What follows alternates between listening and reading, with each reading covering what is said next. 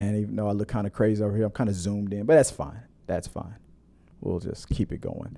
Let's get into the current, guys. Starting off with the news that Warner Brothers is trying to woo Christopher Nolan back. So I read this article, and it said that Christopher Nolan was given a 7-figure sum from Warner Brothers. It was for his, I guess it's his cut from what was going on with Tenet, whatever money that Warner Brothers made from when it went to theaters and on streaming. They gave him a 7-figure paycheck.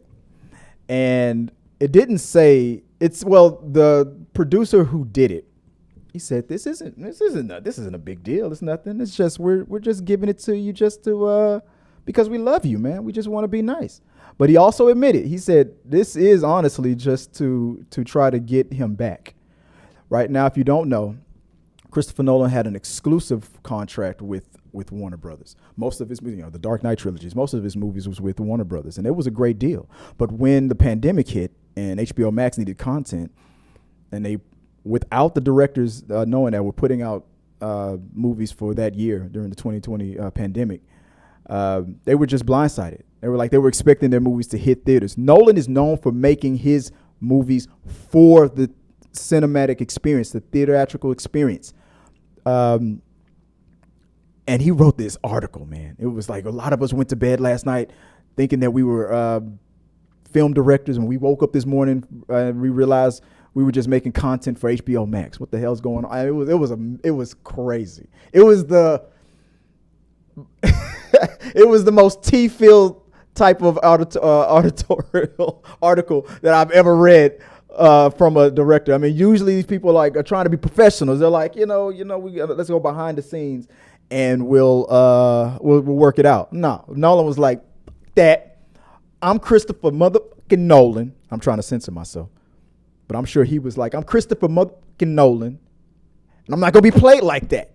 I don't know what to tell you about the executives at Warner Brothers, but all I know is, like, have you ever seen Blue Streak with Dave Chappelle and Martin Lawrence? All I can tell you is that he's gang. Like, that's how mad I thought he was. It's Dave Chappelle just shouting, but he was pissed.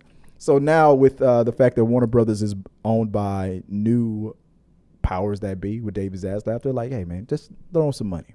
See if we can get him back over here. Hey, baby, I know you got this new thing going on with Universal. And this deal with Universal, now he jumped ship from Warner Brothers to Universal. And his deal with them is it's crazy.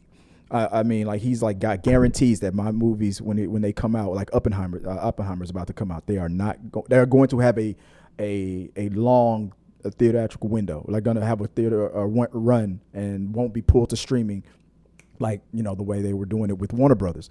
Another thing that was in that deal, Universal is not allowed to put any other Universal pictures 3 weeks before or 3 weeks after his movie is about to drop. There's a 3-week front loaded and from the tail end window, but that only his movie is allowed in theaters from Universal.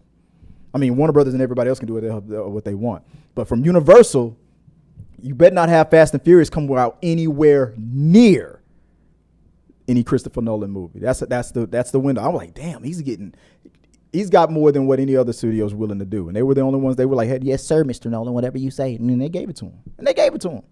So Warner, here's the problem, bro. If you want him back, you're going to probably have to match that or beat that. And Warner Brothers puts out a lot of content, especially in theaters, man. It's like, hey, how you going to tell me, really? Like, if a Harry Potter movie is about to come out or something else that's in the $1 billion club. He's like, nah, I got that July spot. And Nolan's like, no, I want that July spot. I mean, it's all that drama is just going to happen all over again. Am I wrong?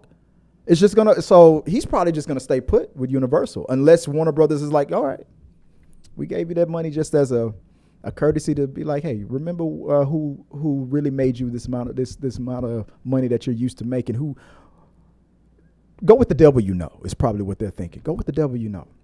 That's just how I feel about it. Let me know what you guys think about this whole thing. Was Warner Brothers barking up the wrong tree? Did they burn that bridge? Is it too little, too late for them? And just hey, let me know what you guys think about it. I forgot to change the background as I was doing this. Don't worry about it. good day and sayonara. Have a good one, guys. Peace. Hey, guys, thanks for watching this video. I really do appreciate it.